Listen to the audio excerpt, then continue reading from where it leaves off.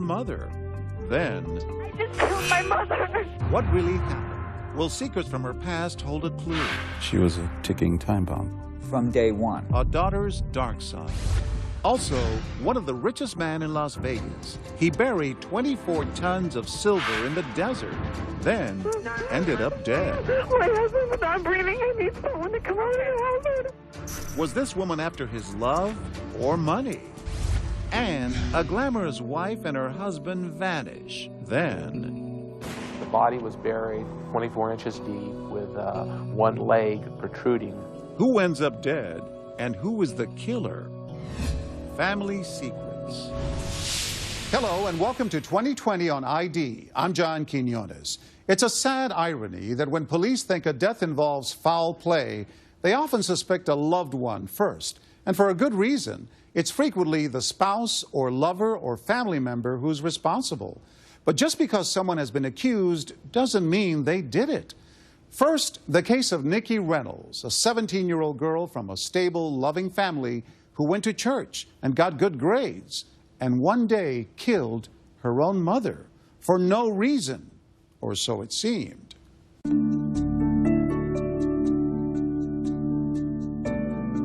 Teen romances, anxiety over tests, band practice. There's an all-American feel to Marjory Stoneman Douglas High in South Florida. And 17-year-old Jacqueline Reynolds, known as Nikki, seemed to fit right in. A junior, she'd been on the honor roll and sang in the school choir. But all that changed forever on May 14th, 1997, with a 911 call that Nikki made from her home in Coral Springs. I just killed my mother. You just killed your mother? Yes, I did. How did you do that? Stabbed her repeatedly. Where's the knife now? The knife is in the sink. But you're going to know I killed her. There's blood over her and all over the floor and everything. The chilling news stunned Nikki's classmates here at Douglas High. The Nikki Reynolds they knew was charming, friendly, outgoing. Did she stab her mother to death in a momentary act of insanity? Or was it cold-blooded murder? As investigators gathered details about Nikki's life before the killing, they began to focus on her troubled relationship with a young man named Carlos Infante. What was Carlos like? He wanted me to focus on him, and I did. Nikki Reynolds had never given a television interview until she spoke with us about the murder and about her infatuation with Carlos Infante. He would explain to me, that my parents were against him and that I should listen to him because he loves me and he's the one that's going to be with me forever anyway, so I believed what he had to say. Her parents, Robert and Billie Jean Reynolds, disapproved of Carlos. He was a poor student, they told her, and didn't share their Christian fundamentalist beliefs. I pretty much dropped my friendship with my parents for him. What were your parents like? Loving, provided everything for me, wanted the best for me. And your mother? She was my best friend. She really was. And my dad, he was like my buddy. Nikki's parents got her involved in choir at their church, Coral Baptist, hoping that would be a positive influence. But it was clear the relationship with Carlos was transforming Nikki's life for the worse. In her junior year, her grades plummeted. She often skipped classes. She shut herself in her bedroom for hours, refusing to talk to her parents. In your diary, you wrote, "Diary, you're my only friend now." I felt, because nobody trusted me and I didn't know how to gain trust. She says she lost her parents' trust after a disturbing incident back in 1996. Nikki claimed she was raped by a stranger after getting off a school bus. What actually happened, she says, was that she had just become sexually active with Carlos and thought she was pregnant. I was trying to protect Carlos. I didn't want him to get in trouble. I didn't want my parents to hate Carlos. So you concocted this rape. At the time, it made perfect sense to me. Billie Jean Reynolds tried to steer her daughter away from Carlos with little success. Nikki continued to defy her parents, sneaking Carlos into her bedroom to have sex, even having intercourse during lunch break in the school auditorium. Then in May 1997, a crisis. Carlos told her that the relationship was over. What went through your mind? I wanted to die. I pictured when he said he was going to be the one I was going to marry, I set my thoughts on that, and that was what I saw in my life. You were only 17.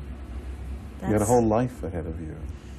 At the time, I wasn't thinking logically at all. Within those years, Carlos, he was an obsession, so my thinking was bizarre. What was she like? Rose Deary, a counselor at Douglas High, found in Nikki a desperate mixture of hope, anger, and falsehood. She was showing everyone pictures of an ultrasound of a baby. And she showed it to me, said, look, here's my baby. And the strange thing is that there was a name cut out of the picture. I said, this is your baby? Oh, yes, look how precious. You created a fantasy world. I did. Faking a pregnancy. It was my way of gripping on not losing him, because he had mentioned that if I was pregnant, he'd never leave me. It was here in this high school counseling office that Nikki's story about her pregnancy began to fall apart. Rose Deary met with Nikki's mother, Billie Jean Reynolds, and pressed her to get immediate psychiatric help for Nikki. And I had given her the names of hospitals, hoping that she would be hospitalized that day for Psychological problems. behavior problems, surely. She was an adolescent who was not just telling fibs now and then, but it was a whole story. And her mother just started crying. So I put my arms around her, I hugged her, and I told her, I'll pray for you, and go home, your daughter needs you. And those words I'll remember the rest of my life. Because 3 hours later, her daughter killed her. At first, everything seemed under control. Billie Jean Reynolds took Nikki to buy a pregnancy test kit at a local supermarket. At home, Nikki took the test. The result? She was not pregnant. What was your mother's reaction when she found out that you weren't really pregnant? She was angry that I would do so many lying and get so many people involved for just a simple relationship. But for me, it was life to me. He was my life at that point, an obsession. Mrs. Reynolds sought help for her daughter that very afternoon. But instead of the psychiatric treatment that Rose Deary had recommended, she took Nikki for counseling at Coral Baptist Church. At the church, Nikki soon left the counseling session and went to the office of Pastor Herschel Kriesman. What did Nikki tell you? There's two questions really stand out. If someone does something bad, will God forgive? Well, my mind flashed back to the rape scene, which we now know was bogus, and I thought she was still grieving about that and was bothered with her conscience about that. Her second question was, if someone takes their life, will they still go to heaven? And the reason why I asked him that question was because I had already taken a bunch of pills. How much? How many? It was a brand new bottle of aspirin. It was probably about half the bottle, and I wanted to die, so I figured that would be the easiest and quickest way to do it. She had already taken the aspirin? She did that before she came to see me, even, that afternoon. And I'm haunted by that knowledge now. Had I known then what I know now, I would have gone much deeper with that. But Pastor Kriesman never had a chance to find out more. Nikki's mother came to his office to get her, and the discussion was over. So you definitely were intending to kill yourself? Yes, because I felt like my life falling apart. I lost Carlos. I felt like I've lost my parents, lost everything to hope for. I felt there was no reason to live anymore. In fact, someone would die that night in the Reynolds home, but it wouldn't be Nikki.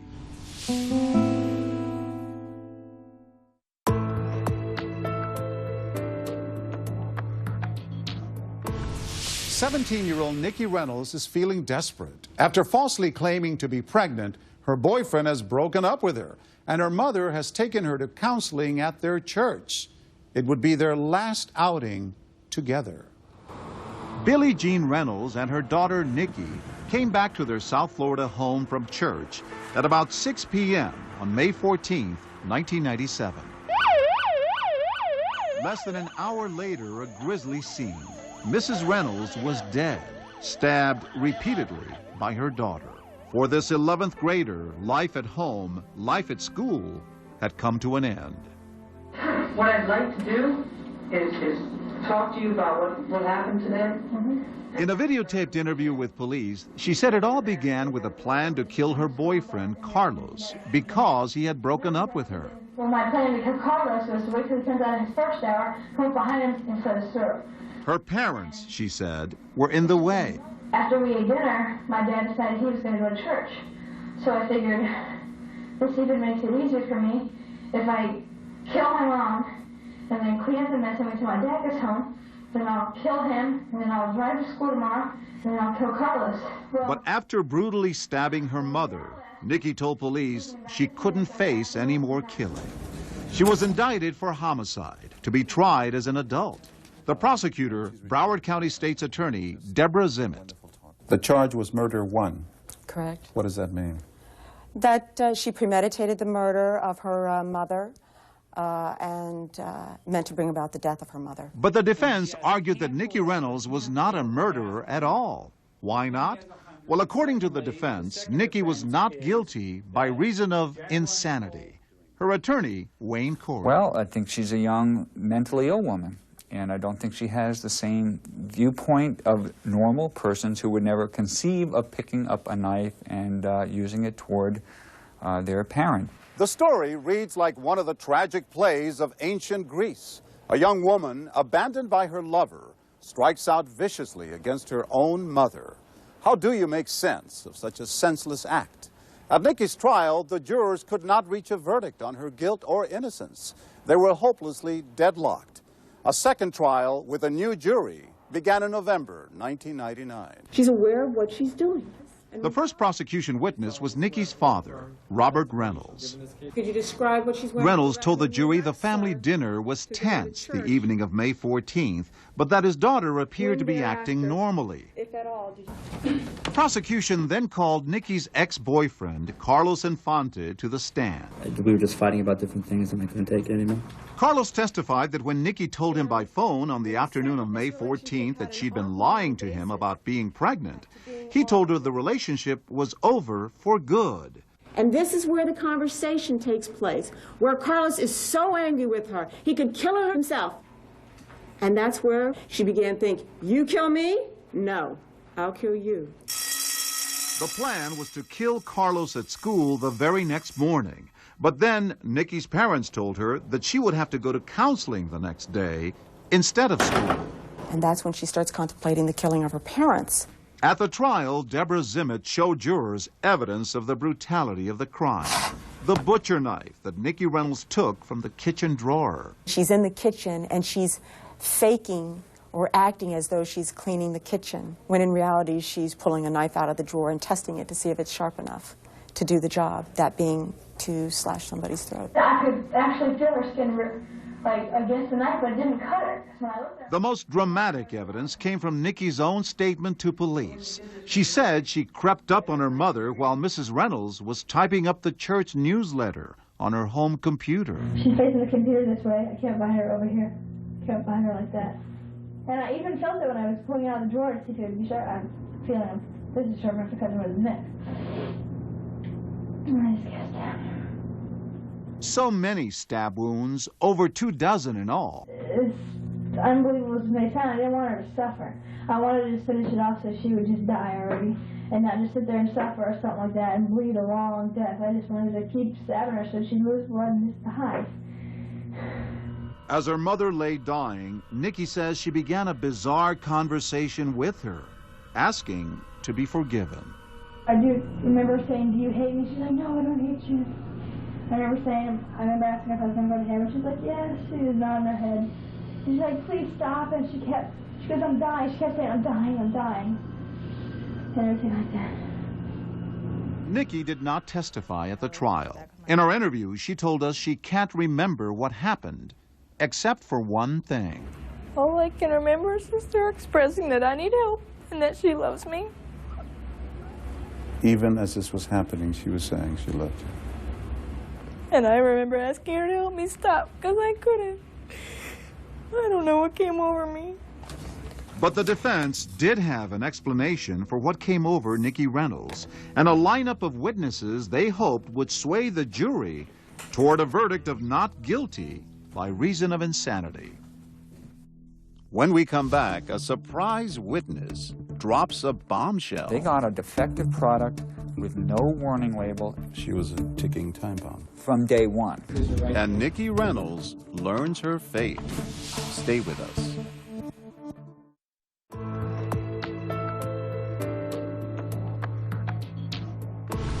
Nikki Reynolds has confessed to stabbing her mother. Her defense team is pleading insanity, and they're about to reveal a secret that may explain why Nikki killed the woman who loved and raised her. How could Nikki so brutally stab her mother to death? Had she been legally insane during the killing? That was the claim from her defense attorney, Wayne Corey. I have always questioned whether Nikki meaningfully understood the consequences of her actions and whether she meaningfully understood the wrongfulness of it. Corey brought in noted forensic psychiatrist William Vickery, who pored through records of the case. Vickery examined Nikki 4 times and began to assemble a psychological portrait of the teenager. She seemed to not only have a major depression, but she had what we call a borderline personality disorder. But why was Nikki Reynolds suffering from mental illness? No one had any idea until her defense attorney remembered that Nikki had been adopted when she was just 3 months old. I thought I'd better at least try to find her biological mother, who had been out of the picture for about 18 years. And you found her. The court granted my motion to have her identity revealed. And that led to a witness that would be a potential bombshell in the trial of Nikki Reynolds. Do you acknowledge being the biological mother of the defendant in this case, Jacqueline Nicole Reynolds? Yes, I am. Katrina Ramos, pictured here in her high school yearbook, had given birth to Nikki as a single mother at the age of 19. She said she had never wanted to get pregnant and didn't have the money for an abortion. I would fall down the stairs. Intentionally? Yes. You were trying to self-abort. Yeah. Sometimes I would get upset and I would just start punching myself in the stomach. Punching yourself?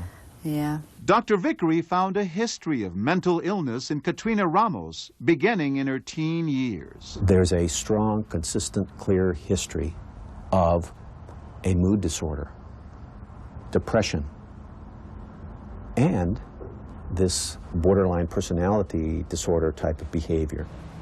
Despite all that, Katrina Ramos gave birth to an apparently healthy girl.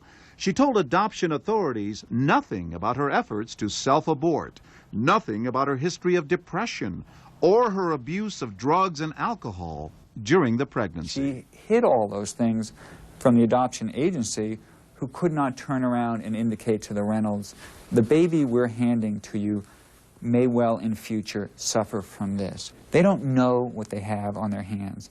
They got a defective product with no warning label. She was a ticking time bomb. From day one. The crux of the defense case was that Nikki inherited from her mother a genetic predisposition for mental illness. The power of this illness genetically, which Nikki has, completely overwhelmed all the love that Billie Jean and the father gave her, and all the advantages that she had, and all the support and nurturing. All of that wasn't enough to keep Nikki from disintegrating. Prosecution psychologist Dr. Michael Brannon said Nikki was not insane under the law because she knew right from wrong. In this case, you have an individual who clearly showed her ability to discriminate wrongfulness by looking at the situation, thinking about it, and even testing ahead of time the knife to see whether or not it was sharp enough. My mother. In the end, it came down to a detailed examination of Nikki's own words right after the killing. The defense claimed the 911 tape showed Nikki's break with reality. She appears to say that she's helped her mother by killing her. I want you to try to help your mom, okay? That's why I can't help her, because she was a Christian and she believed in Jesus Christ and she's in heaven now. She's in a good place now. Oh my God! Prosecutor Deborah Zimmett said Nikki sounds emotional, but that she was not out of her mind. I think she was in touch with reality even during that homicide, and I think that she remained in touch with reality at the time she made the 911 call. The operator on the phone was like, well, please, can you check him out for me? I'm like, she's dead. Nikki never took the stand to explain why she killed her mother, but she that I told us she's certain it was an act of insanity. The person could have asked me seconds before it happened, would you ever do something like this? And I'd look at them like they were crazy. No, because I believed something was wrong that day. I really do believe there was an entity involved in that. If Nikki Reynolds was found to be legally insane at the time of the killing, she would be sent to a psychiatric hospital instead of prison. It would be her only hope for early release and a chance to rebuild her life. Defendant is guilty of the lesser included crime of murder in the second degree with a weapon. So say we all. Second-degree homicide. The jury had decided Nikki Reynolds had been sane when she stabbed her adoptive mother to death. They found she did not premeditate the killing, but that she did carry it out with hatred and with evil intent. And the first thing that went through my mind when I heard second degree was, that's wrong. That's wrong because there was no hate and no malice. And that bothers me to this day. I feel like I am charged with the wrong charge. Nikki Reynolds was back in court for sentencing. I have torn a family apart, a family who's only done anything but love me and provided for me. I've hurt innocent people, and I have torn my life apart. Minutes later, Judge Sheldon Shapiro made up his mind. Okay, the court sentences the defendant to 410 months Florida State Prison. He gave Nikki the maximum sentence under the law, 34 years and 2 months. Nikki, a lot of people watching this are going to say she deserves all that time, if not more. This was a murder. Yes, there was a life taken, and yes, maybe I do deserve more time. But I'm also an individual, and an individual you can't just throw away. They need help too. Nikki Reynolds is serving her sentence at an all-women's prison in Florida. Nikki now passes her days tormented by the ghostly presence of Billie Jean Reynolds. All she ever did was, show me love and everything. Even if they could bring her back, just to be they could lock me up forever just to bring her back with my dad and my family so they could be happy again.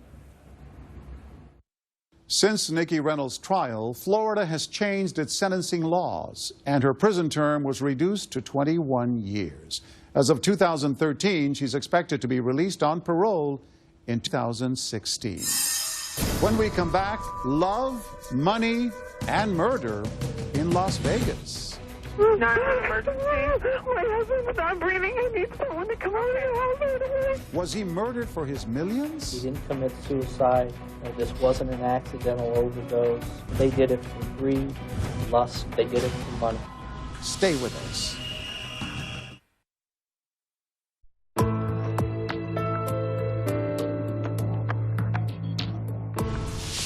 Our next story is set in Las Vegas, where a millionaire falls for a topless dancer 30 years his junior and then turns up dead. But as John Miller first reported in 1999, it wasn't as simple as it might seem.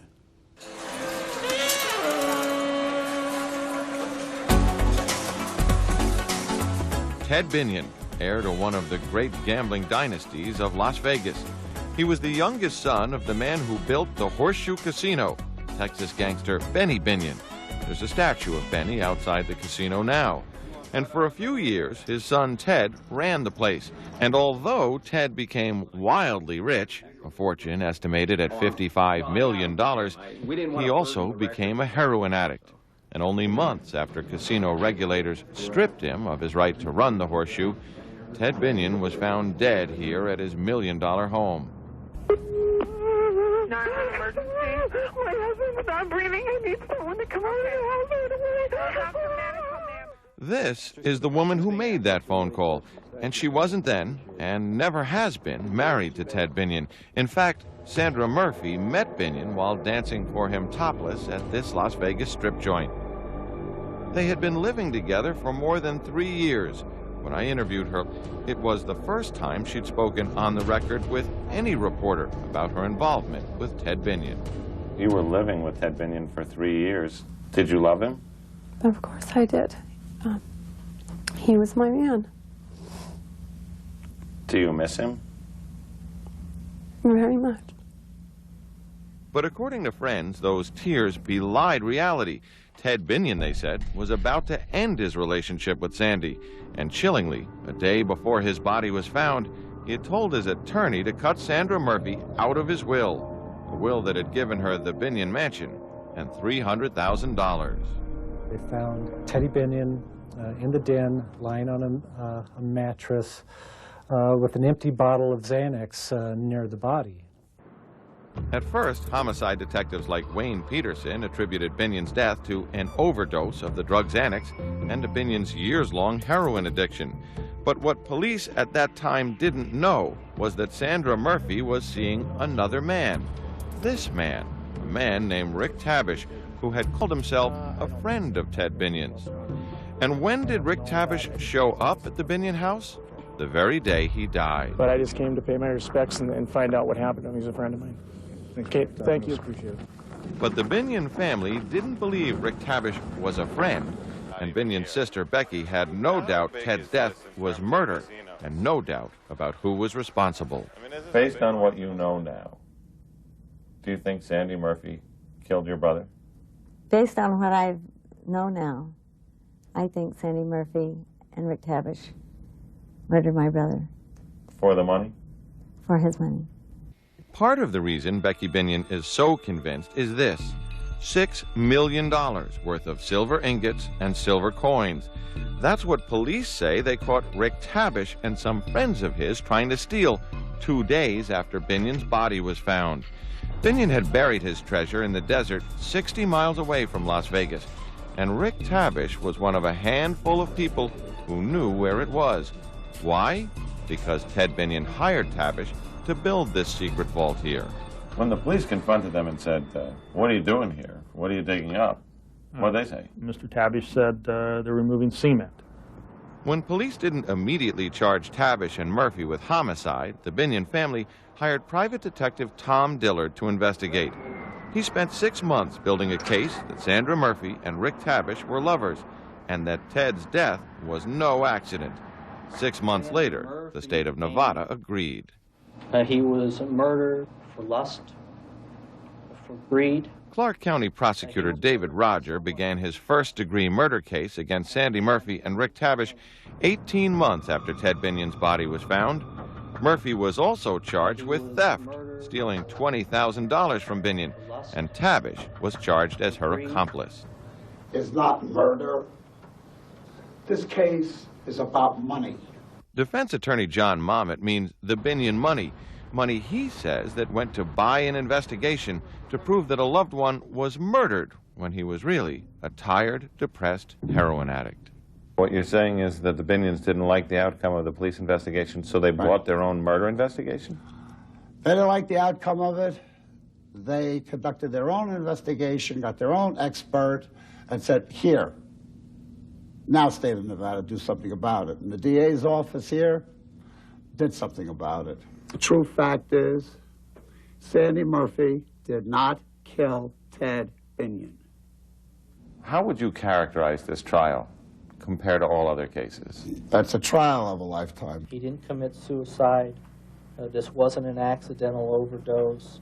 They did it for greed. They did it for lust. They did it for money. This man was introduced as a childhood friend of Tabish's, a man named Kurt Gratzer. Rick had me go over scenarios with him in which I'd be shooting this man in the head with one of his handguns, one of his loaded handguns.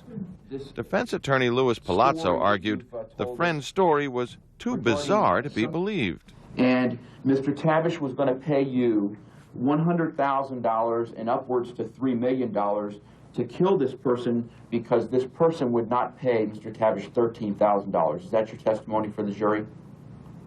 Partly, yes. As for Sandra Murphy, prosecutors found not one, but 2 witnesses who said she had predicted Ted Binion's death of an overdose just a week before he died. This was one, a manicurist, Dina Perry. Did she tell you when he was going to die of a drug overdose? Within 3 weeks. Did she tell you what type of drug overdose that he was going to experience within 3 weeks? Heroin.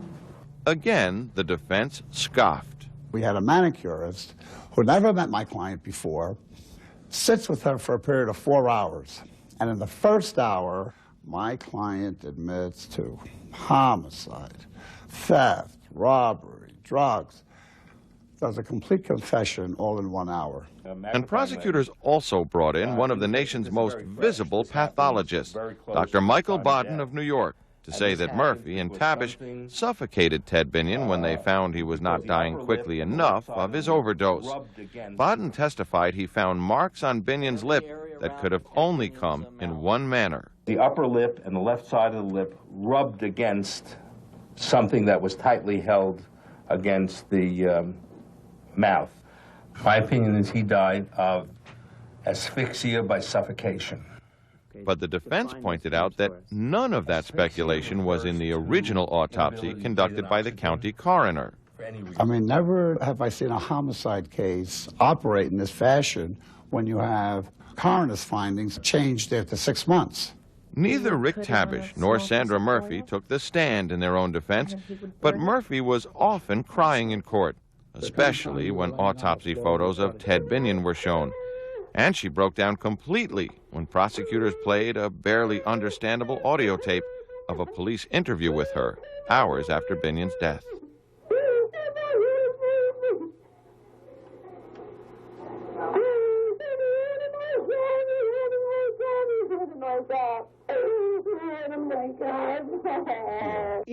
When the case was finally ended, the judge, a born and bred New Yorker named Joseph Bonaventure, NRS 453.333 took 38 minutes to race through 71 pages of jury instruction, a long and complex and difficult case.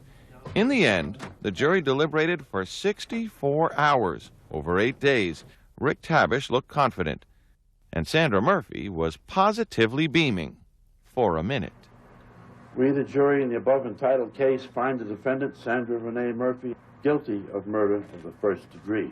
We, the jury, in the above entitled case, find the defendant, Richard Bennett Tabish, guilty of murder of the first degree.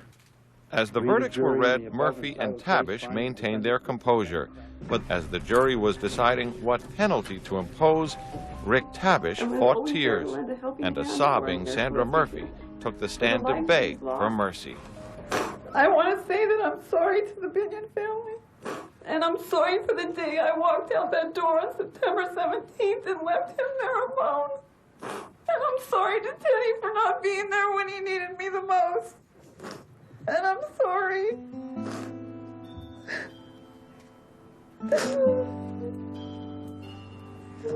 The convictions of Sandra Murphy and Rick Tabish were later overturned on a technicality. They were retried and both acquitted of Ted Binion's murder.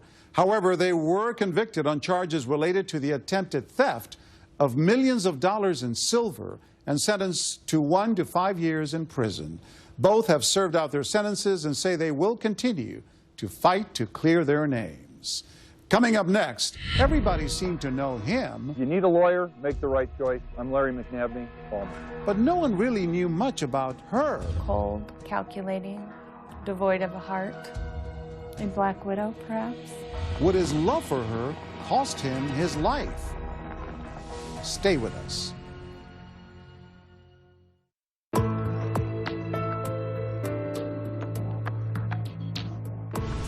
He was a successful, well-known lawyer pursuing a rich man's hobby, show horses. She was his young, glamorous wife with a murky past. First, he went missing, and then she did. And then the shocking truth about the disappearances came out. Larry McNabney, Sacramento, California. Larry McNabney was the kind of guy who made himself noticed everywhere he went. I first met Larry at a horse show in Ukiah, California. Right off the bat, just a person that you singled out. If it was cloudy, he could make it bright. All he had to do was smile and just laugh. So it astonished just about everyone when this rich, gregarious man about town left a horse show and simply vanished. It was all the more surprising since he seemed to have the kind of life that no one would want to run away from, including a young, stunning wife and 3 loving children. Tavia is his second oldest. He's a very bright, individual, an attorney that was absolutely mesmerizing for me to watch. Very loving. If you need a lawyer, make the right choice. I'm Larry McNabney. Call me. Advertising was key to Larry's success as a personal injury lawyer. These ads not only attracted numerous clients, but also Elisa, his fifth wife. She was considerably younger than he was at that time. She was a very interesting, social, charismatic woman. 2 years after getting married, they moved from Reno to Sacramento, where Elisa introduced Larry to the glamorous world of show horses. But the first sign there was something sinister at work in the life of Larry McNabney came at the National Horse Championships. It was also the last time Larry was seen by his friends. Witnesses said that on September 10th, Larry was performing in the halter class competition, and he just wasn't performing up to his usual routine. Sheriff Baxter Dunn would eventually be called in to investigate what happened to Larry McNabney. He was making mistakes that a guy of his stature in horse shows wouldn't make. And that evening, he went up to his room, said he wasn't feeling well. The next day, vendors at the show saw Larry's wife, Elisa, taking Larry away in a wheelchair to their trailer. She said he got so drunk that she was embarrassed and had to wheel him out. Larry was known as a heavy drinker who had been in and out of rehab over the years. So when Elisa told some friends in private that Larry was back in rehab, it made sense. But to others, Elisa seemed less than forthcoming about his whereabouts. That he was in Reno or Vegas, just partying. She also said that he had had a stroke. Friends and family knew there was something Elisa was hiding about Larry's disappearance. We were thinking that maybe they had separated, and she just wasn't telling us yet. Eventually, office employees concerned about Larry's prolonged absence called police. But when they tried to interview Elisa about her husband, she was never home. They were always trying to locate her, but she was always around the country, I guess what I would call jet setting. Then the disappearance of Larry McNabney took an even more bizarre and sinister turn. On January 11th, his wife Elisa also went missing, last seen driving away from the McNabney home in a red Jaguar. Now police were investigating 2 missing persons and had no clues as to what happened to either one of them. And friends say no one, not even Larry, knew enough about Elisa's past to help police bring her into focus. Larry had indicated early on that she just didn't check out. I said, "Aren't you concerned about this?" And he would say, I've got everything under control. But was that really true? Even before they got married, Elisa was accused of stealing $1 million from Larry's clients, for which Larry was held accountable. But somehow Larry didn't blame her. He was obsessed with her for whatever reason. He knew what she had done. And he knew that he would constantly have to worry about her, that he couldn't trust her, but he wanted to be with her. With family and friends unable to help in the investigation, police were stymied. Then, about a month after Elisa disappeared, the break in the case that everyone most feared, police found Larry McNabney. In a vineyard in Northern California, farm workers discovered his body. The body was buried 24 inches deep with one leg protruding from the very shallow grave that obviously had been mauled by wildlife. With the disappearance of Larry McNabney now a murder investigation, police quickly discovered his horse trailer. Inside, they found all of his still missing wife Elisa's belongings, including documents that would lead investigators to Elisa's past and would transform her from a potential second victim into the primary suspect. Found out from the Florida authorities that she's used 38 different aliases. Elisa McNabney, alias Elizabeth Barish, alias Shane Ivaroni, was first arrested in 1988 and has spent numerous times in jail for stolen property and grand theft. Her arrest followed a pattern of fleecing unsuspecting men of their money. But was she capable of murder? How would you describe Elisa? Cold, calculating, devoid of a heart. A black widow, perhaps?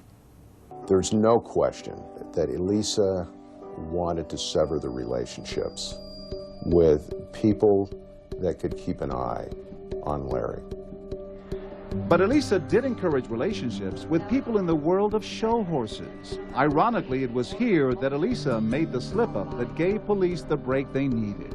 When an autopsy discovered Larry had been killed with a horse tranquilizer, ace-promazine, the McNabneys' friend, Evan Reese, told police of a chilling conversation he had with Elisa more than a year ago. We were at a horse show, and she said, "Could you kill somebody with this?" And I said, "You mean a horse?" She says, "No, a person." But why would Elisa murder a man who seemed so willing to give her anything she wanted? Larry's daughter believes Elisa just wanted the money, and the man got in the way. How can money be worth causing someone this much pain? I don't understand it. On March 18th, the Black Widow, surrounded by police, surrendered, saying, "I'm the one you're looking for." The very next day, Elisa confessed. She also admitted she had an accomplice, her best friend and co-worker at Larry's law office, Sarah Dutra. In Elisa's 3-page confession, she admits that she and Sarah fed Larry the horse tranquilizer and then drove him into the mountains. It's at that point that Elise McNabney says that they tried to bury him, but he was still alive. It wasn't until they returned home that night, continuing to feed him the tranquilizer, that Larry died. They loaded him into the refrigerator. He remained in the refrigerator for about 3 months. During that time, Elisa coldly sold off everything she could, raising $500,000. Then she says she tried to do right by the husband she murdered. Elise McNabney told investigators in Florida that she buried him in a vineyard because he always liked wine. You've been in law enforcement 34 years. Have you ever seen anything as viciously conniving as this murder? Never anything as conniving as Elise McNabney. On March 31st, the woman everyone knew as Elisa McNabney committed suicide, hanging herself in her jail cell. My brother and I went out to the vineyard to see where they had found Daddy's body and hope that it would bring us some closure. It didn't bring any closure. It made me angrier. I don't know if I can ever forgive her, but I'm going to try so that my life can move on. In a bizarre twist, Elisa McNabney left behind a letter addressed to her lawyer. In it, she demanded that he sue the jail because she had been able to commit suicide while in protective custody. Sarah Dutra, Elisa's accomplice, was convicted for her role in the death of Larry McNabney. She was sentenced to 11 years and was released on parole in 2011. I'm John Quinones. Please join us next time for another edition of 2020 on ID.